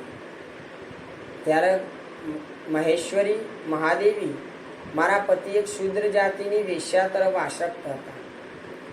એના પાપમાં પડેલા હતા. એ મારા પહેલા મૃત્યુ પામ્યા. કોણ જાણે એમની શી ગતિ થઈ હશે? ત્યાં ગિરિજા બોલ્યા. ગિરિજા એટલે હિમાલયના પુત્રી માતા પાર્વતી બોલ્યા, બેટી, તારો પતિ બિંદુંગ નામનો બિંદુંગ બહુ મોટો પાપી હતો. એનું અંતઃકરણ જ દૂષિત હતું. એ વેશ્યાઓનો સંગ કરવા વાળો હતો. મહામૂઢ મૃત્યુ પછી નરકમાં પડ્યો. તેને નરકમાં ઘણા બધા દુઃખો ભોગવી. એ પાપાત્મા પોતાના બાકી રહી ગયેલા પાપોને ભોગવવા માટે એ વિંધ્ય પર્વત પર પિશાચ થયો. શું થયો? પિશાચ થયો. કઈ જગ્યા ઉપર? વિંધ્ય પર્વત ઉપર, વિંધ્યાચલ પર્વત. ના, એનો પછી આગળ હોબળ હતું. એનું શું થયું? તે વાયુનું પાન કરીને રહે છે. શું કરે છે? પવનનો જ ખોરાક છે, બીજું કોઈ એને ખાવા કશું મળતું નહીં. અને એ સદાય ખાવા પીવાનું બધું પવન જ. એ સદાય કષ્ટ ભોગવી રહ્યો છે. સુતજી કહે, સૌનક, ગૌરી દેવીના આ વાત સાંભળી ઉત્તમ વ્રતનું પાલન કરવાની ચંચુલાને બહુ દુઃખ થયું. પછી મન સ્થિર કરી તે બ્રાહ્મણ પત્ની વ્યવસ્થિત હૃદય મહેશ્વરીને પ્રણામ કરી ફરીથી પૂછ્યું. ચંચુલા બોલી, હે મહેશ્વરી મહાદેવી, મારા પર કૃપા કરો અને દૂષિત કર્મ કરનારા મારા એ દુષ્ટ પતિનો હવે ઉદ્ધાર કરો. કાં તો એ પાપાત્માને ઉદ્ધાર કઈ રીતે થાય એવું કંઈ ઉપાય બતાવો. ત્યારે માતા પાર્વતીજીએ કહ્યું કે તારો પતિ જો શિવ મહાપુરાણની કથા સાંભળો તો એ બધી દુર્ગતિમાંથી મુક્ત થઈ ઉત્તમ ગતિ પ્રાપ્ત કરી લેશે. હવે તો પછી અમૃત સમા મધુર અક્ષરોથી યુક્ત ગૌરી દેવીના વચન આદરપૂર્વક સાંભળી હાથ જોડી મસ્તક નમાવ્યું. વારંવાર પાર્વતીને પ્રણામ કર્યાને પોતાના પતિને શિવ પુરાણની કથાનું શ્રવણ કરવાની વ્યવસ્થા કરો એવું કોને કહ્યું? ચંચુલાએ કહ્યું કે માતાજી તમે હવે એની કોઈ પણ વ્યવસ્થા કરો. ત્યારે માતાજીએ નારદજીના મિત્ર ગંધર્વરાજ તુંબરુને યાદ કર્યા અને એમને બોલાયા કે ભાઈ તુંબરુને લાવો. તુંબરુ નારદજી જેવા જ હતા. નારદજીના મિત્ર હતા. ભગવાન શિવના ભગત હતા. ભગવાન શિવના ભક્ત એટલે એમને બોલાયા કે એ સારી કથા એ રહ્યા એટલે એમને બોલાયા. એ ભગવાન શિવનું સારું એવું કીર્તન કરતા હતા. ભગવાન શિવની કીર્તિનું જ્ઞાન કરવાવાળા તુંબરુને સમાચાર મળ્યા ભાઈ માતા ઉમા પાર્વતીએ તમને લાયા છે. એટલે ખુશ થઈ ગયા. મને માતાજીએ બોલાયો, લો હું માતાજીને મળવા જાઉં. એટલે ભગવાન શિવનું ગાન કરતા કરતા કીર્તન કરતા કરતા તુંબરુ માતા પાર્વતીને મળવા માટે આવ્યા. કેવું કહેતા? ઓમ નમઃ શિવાય, ઓમ નમઃ શિવાય. બોલો, ઓમ નમઃ શિવાય, ઓમ નમઃ શિવાય, ઓમ નમઃ શિવાય, ઓમ નમઃ શિવાય, ઓમ નમઃ શિવાય, ઓમ નમઃ શિવાય. હર હર મહાદેવ શંભુ, હર હર મહાદેવ, હર હર મહાદેવ, હર હર મહાદેવ. આવું કરતા કરતા રે ચોયા માતા પાર્વતીને મળવાયા. ત્યારે માતા પાર્વતીજીએ તુંબરુને શું કીધું? હે તુંબરુ, તમે વિંધ્ય પર્વત પર ચંચુલાનો પતિ બિંદુંગ બ્રાહ્મણ જે મહાપિશાચ બની અને ભયંકર રૂપ ધરી અને જે પાપ ભોગવી રહ્યો છે એનો શિવ પુરાણની કથા સંભળાવો. તે મહાપાપી હતો. તે શું હતો? મહાપાપી હતો. તેને બહુ દુષ્ટ કૃત્યો કર્યા છે, પણ આ બધાથી દૂષિત થયેલો તેને કોઈ દિવસ દાન પુણ્ય ધર્મ કર્યો નથી, ભગવાનનું કીર્તન કર્યું નથી. તો તમે જઈ એના શિવ પુરાણની કથા સંભળાવો અને જ્યારે તે કથાથી શુદ્ધ થઈ જાય ત્યારે તેના ત્યાંથી કૈલાસ પર લેતા આવું માતા પાર્વતીએ વિસ્તારથી એમને કહ્યું કે આવો માણસ હતો, એનો ઉદ્ધાર કરવાનો છે. ત્યારે ગોકર ગંધર્વરાજ તુંબરુ ચંચુલા સાથે શિવગણોની સાથે વિંધ્ય પર્વત ઉપર ચાલ્યા. ત્યાં જઈ તેમણે તે બિંદુંગ નામના બ્રાહ્મણ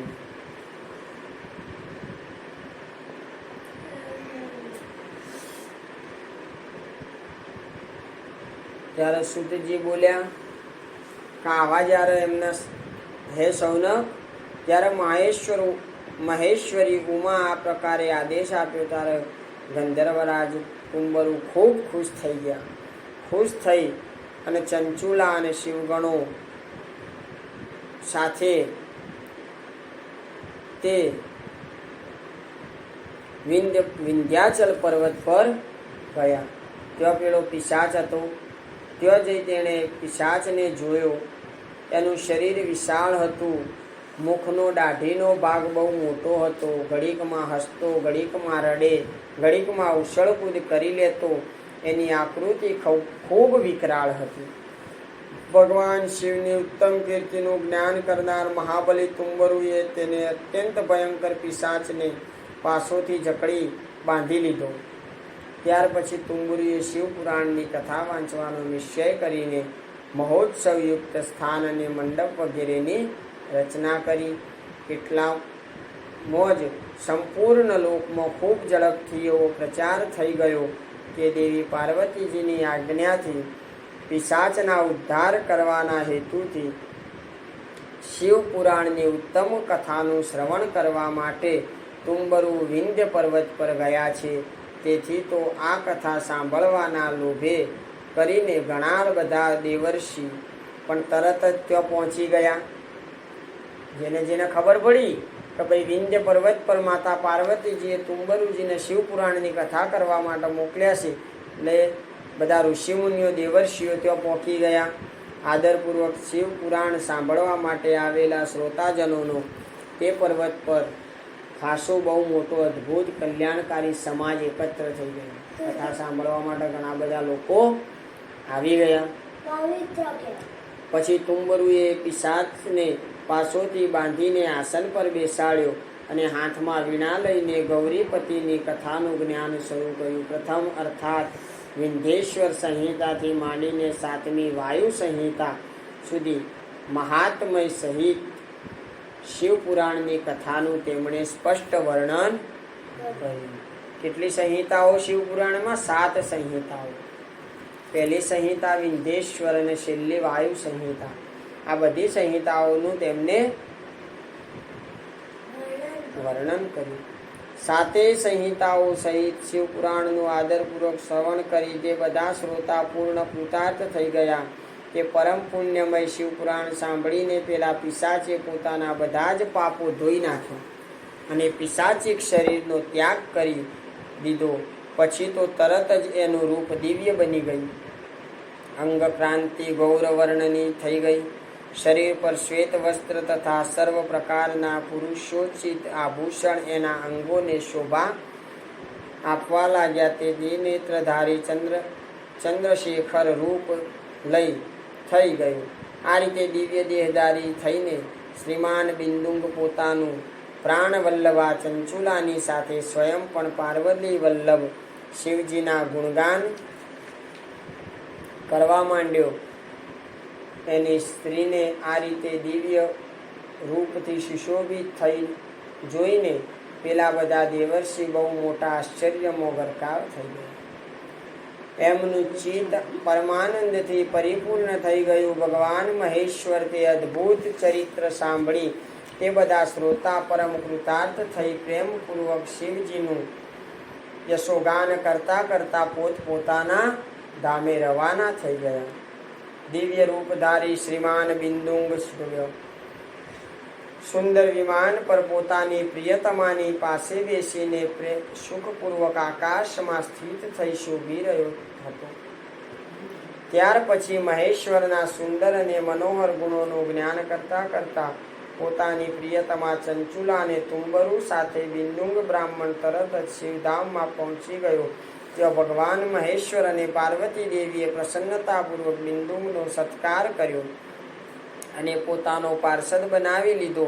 એની પત્ની ચંચુલા પાર્વતીજીની સખી થઈ ગઈ અને ધનીભૂત જ્યોતિષ સ્વરૂપ પરમાનંદમય સનાતન ધામમાં અવિચળ નિવાસ પામી એ બંને દંપતી પરમ સુખી થઈ ગયા. શિવ પુરાણની શ્રવણની વિધિ તથા શ્રોતાઓએ પાલન કરવાના નિયમોનું વર્ણન. સૌનકજી કહે છે,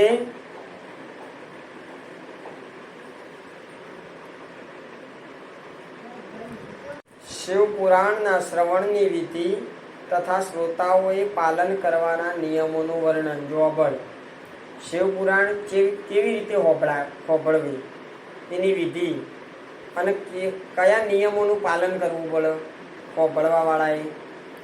સૌનકજી કહે છે, મહાપ્રાગ વ્યાસ શિષ્ય સૂતજી કેવા મહાપ્રાજ્ઞ, પ્રાજ્ઞ એટલે જ્ઞાની, મહાજ્ઞાની વ્યાસજીના શિષ્ય સૂતજી, તમને નમસ્કાર. તમે ધન્ય છો, શિવ ભક્તોમાં શ્રેષ્ઠ છો. આપના મહાન ગુણ વર્ણન કરવા યોગ્ય છે. હવે આપ કલ્યાણમય શિવ પુરાણના શ્રવણની વિધિ બતાવો. એનાથી સર્વ શ્રોતાઓને સંપૂર્ણ ઉત્તમ ફળની પ્રાપ્તિ થઈ શકે. બરોબર. નિયમ વગર કશું થાય? નિયમો હોવો જોઈએ ને દરેકનો. કેવી રીતે બેસવું, શું ખાવું, શું પીવું, ક્યાં જવું, કેવું બોલવું, આ બધા જ નિયમો હોય. અને આ બધા નિયમોનું પાલન કરી અને જો આપણે આ કથા સાંભળીએ તો આપણને કથાનું ફળ મળે. તારે સુખજી કહેવા લાગ્યા, મને સૌને હવે હું તમને સંપૂર્ણ ફળની પ્રાપ્તિ માટે શિવ પુરાણના શ્રવણની વિધિ બતાવી રહ્યો છું. સૌ પહેલા કોઈ જ્યોતિષીને બોલાવીને દાન માન આપીને સંતુષ્ટ કરવું અને તે પછી પોતાના સહયોગી લોકો સાથે બેસીને નિર્વિઘ્ને કથાની સમાપ્તિ થાય એવા ઉદ્દેશ્યથી શુભ મુહૂર્ત જોગડાવવું અને પ્રયત્નપૂર્વક દેશ દેશમાં આવો સંદેશો પાઠવવો કે અમારે ત્યાં શિવ પુરાણની કથા થવાની છે. પોતાના કલ્યાણની ઈચ્છા રાખનારા દરેક જણે કથા શ્રવણ માટે અવશ્ય પધારવું જોઈએ. કેટલાક લોકો ભગવાન શ્રી હરિની કથાથી ઘણા દૂર નિરુત્સાહ થઈ ગયા છે. ઘણી સ્ત્રીઓ તથા ઘણા શૂદ્રો ભગવાન શંકરના કથા કીર્તનથી સાવજ વંચિત રહી ગયા છે. એ સર્વને સૂચના થઈ જાય એવી વ્યવસ્થા થવી જોઈએ. દેશ દેશમાં જે શિવ ભક્તો હોય તથા શિવ કથાનું કીર્તન શ્રવણ માટે ઉત્સુક એ સૌને આદરપૂર્વક નિમંત્રણ આપવું જોઈએ અને પધારેલા શિવ ભક્તો શ્રોતાઓનો સર્વ પ્રકારે આદર સત્કાર કરવો જોઈએ. શિવ મંદિરમાં, તીર્થમાં, વન પ્રાંતમાં અથવા ઘરમાં શિવ પુરાણની કથા સાંભળવા માટે ઉત્તમ સ્થાનનું નિર્માણ કરવું જોઈએ. કેળના થાંભલાઓથી એક ઊંચા મંડપની રચના કરવી જોઈએ અને બધી બાજુએથી ફૂલ પુષ્પ વગેરેથી તથા સુંદર ચંદરવો બાંધીને અલંકૃત કરવો જોઈએ. ચારે બાજુ ધજા પતાકા લગાવીને શણગારીને શોભા સંપન્ન કરવો જોઈએ. ભગવાન શિવ પ્રત્યે સર્વ પ્રકારે ઉત્તમ ભક્તિ કરવી જોઈએ. એ ભક્તિ જ સર્વ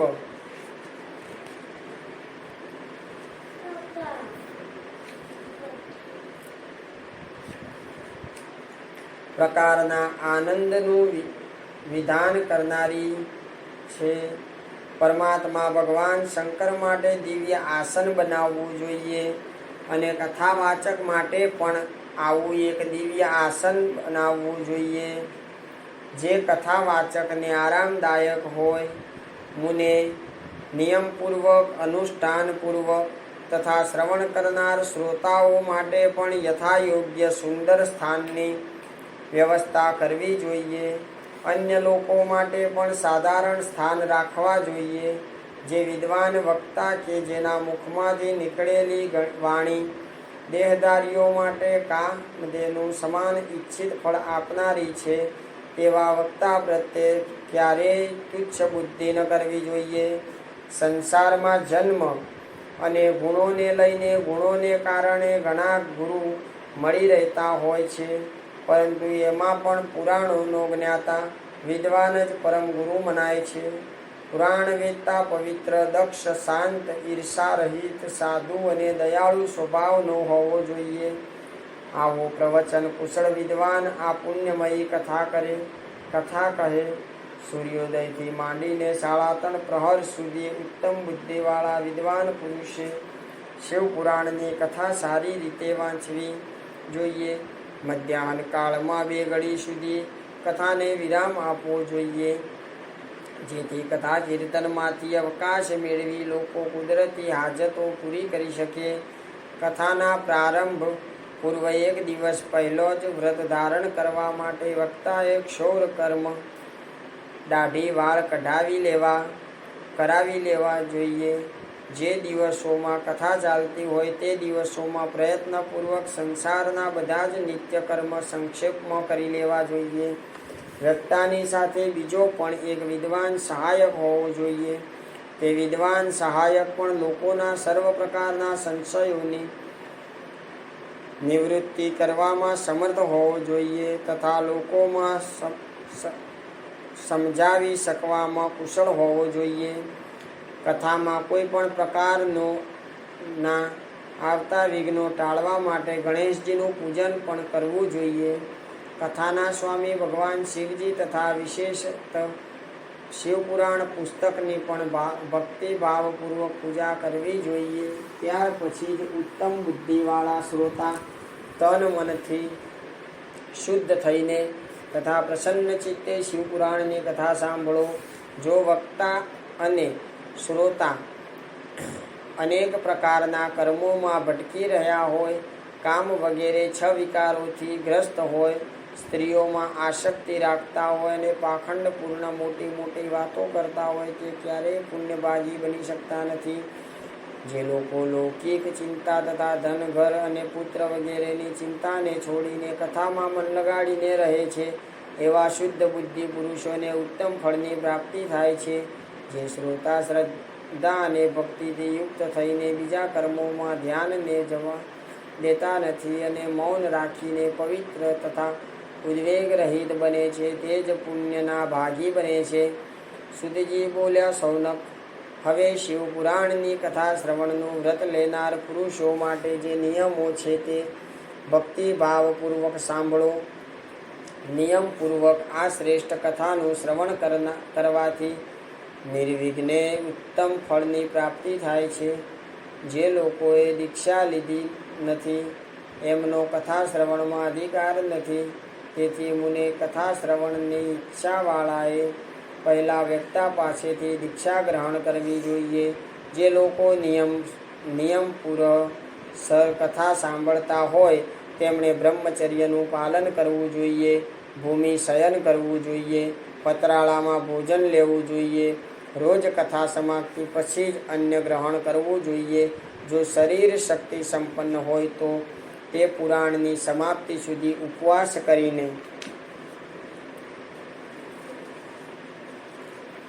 શુદ્ધતાપૂર્વક ભક્તિભાવથી ઉત્તમ શિવપુરાણ સાંભળે. આ કથાનું વ્રતપૂર્વક શ્રવણ કરનારે દરરોજ 1 વાર ભવિષ્યાન્ન ભોજન કરવું જોઈએ.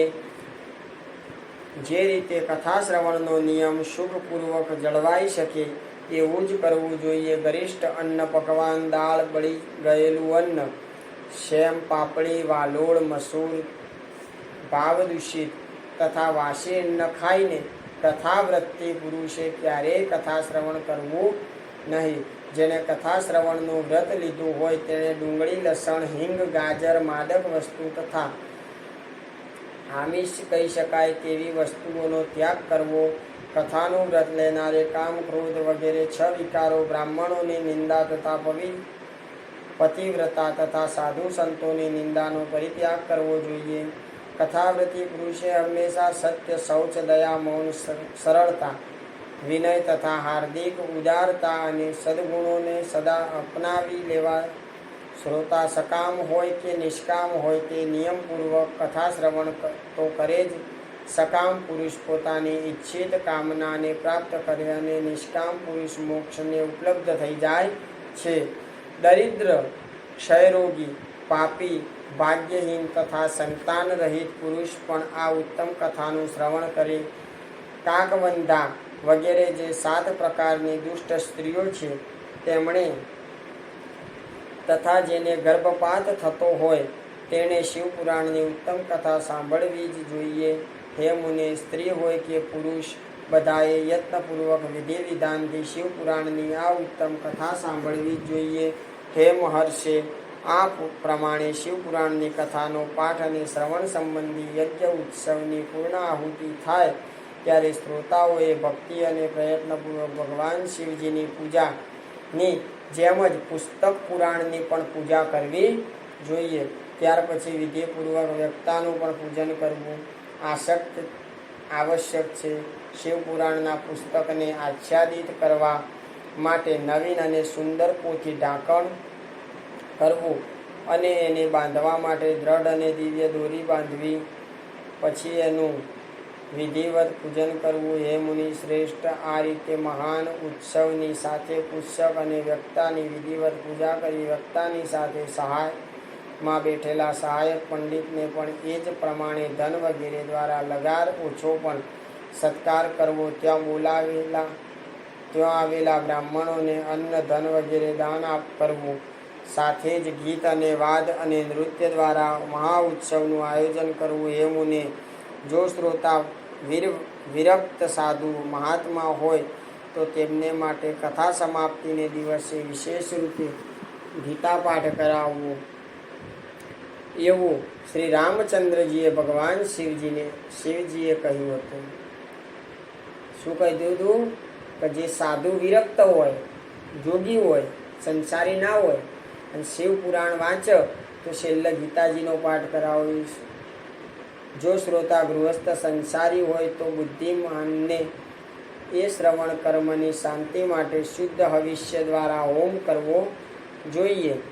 હે મુને, રુદ્ર સંહિતાના પ્રત્યેક શ્લોક દ્વારા હોમ હવન કરવો ઉચિત છે અથવા ગાયત્રી મંત્રથી હોમ કરવો જોઈએ. કેમ કે વાસ્તવમાં આ પુરાણ ગાયત્રીમય જ છે.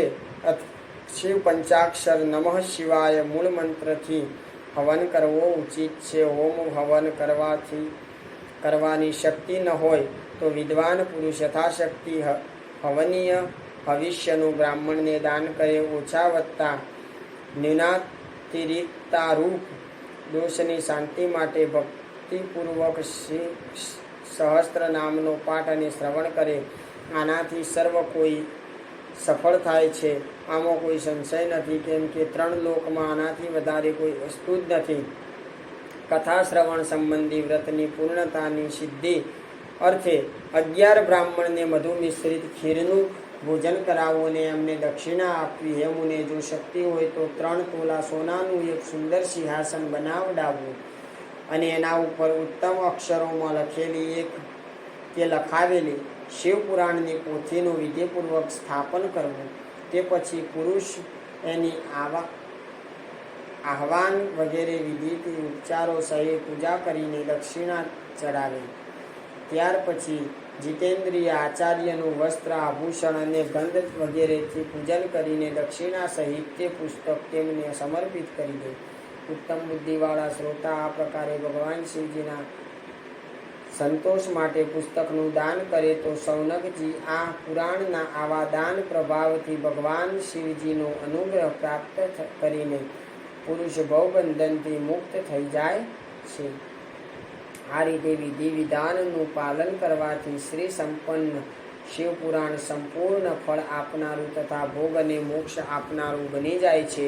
હે મુને, શિવપુરાણનું આ સર્વ મહાત્મ્ય જે સંપૂર્ણ ઈચ્છિત ફળને આપનારું છે તે મેં તમને કહી સંભળાવ્યું. હવે વધારે શું સાંભળવા ઈચ્છા રાખો છો શ્રીમાન શિવપુરાણ સમસ્ત પુરાણોના ભાલનું તિલક મનાયું છે. આ ભગવાન શિવજીને અત્યંત પ્રિય છે, રમણીય અને ભવરોગનું નિવારણ કરનાર છે. જેઓ સદા શિવજીનું ધ્યાન કરે છે, જેમની વાણી શિવજીના ગુણ કથનમાં વ્યસ્ત છે અને જેના કાન કથા શ્રવણ કરે છે, એવા જીવોનો આ સંસારમાં જન્મ લેવો સફળ થઈ જાય છે. તે નિશ્ચિત રીતે જ સંસાર સાગરમાંથી પાર થઈ જાય છે. શું થાય છે? બોલો. પાર થઈ જાય છે. ભિન્ન ભિન્ન પ્રકારના સમસ્ત ગુણ જેના સચ્ચિદાનંદમય સ્વરૂપને ક્યારેય સ્પર્શી શકતા નથી, તે સ્વયંના મહિમાથી જગતની બહાર અને અંદર ભાસમાન છે, અને જે મનની બહાર અને અંદર વાણી અને મનોવૃત્તિ રૂપમાં પ્રકાશિત છે, એવા અનંત આનંદ ધન રૂપ પરમ શિવનું શરણ હું ગ્રહણ કરું છું. બોલો ઓમ નમઃ શિવાય, ઓમ નમઃ શિવાય, ઓમ નમઃ શિવાય, ઓમ નમઃ શિવાય, ઓમ નમઃ શિવાય, ઓમ નમઃ શિવાય, ઓમ નમઃ શિવાય, ઓમ નમઃ શિવાય, ઓમ નમઃ ઓમ નમઃ શિવાય, ઓમ નમઃ શિવાય, ઓમ નમઃ શિવાય, ઓમ નમઃ શિવાય, ઓમ નમઃ શિવાય, ઓમ નમઃ શિવાય, ઓમ નમઃ શિવાય, ઓમ નમઃ શિવાય, ઓમ નમઃ શિવાય. હવે કાલે આપણે શું સાંભળવાનું? શ્રી શિવ મહાપુરાણની પહેલો અધ્યાય વિંધ્યેશ્વર સંહિતા. કયું? હા, વિદ્યેશ્વર સંહિતા. હવે ચાલુ થાય વિદ્યેશ્વર સંહિતા. અને વિદ્યેશ્વર સંહિતાની અંદર શું છે? શું આવો? એ મહાત્મ્ય હતું. વિદ્યેશ્વર સંહિતામાં સૂતજી મુનિઓનો પાપ નાશ કરવા માટેનો પ્રશ્ન કરીશું. બરોબર?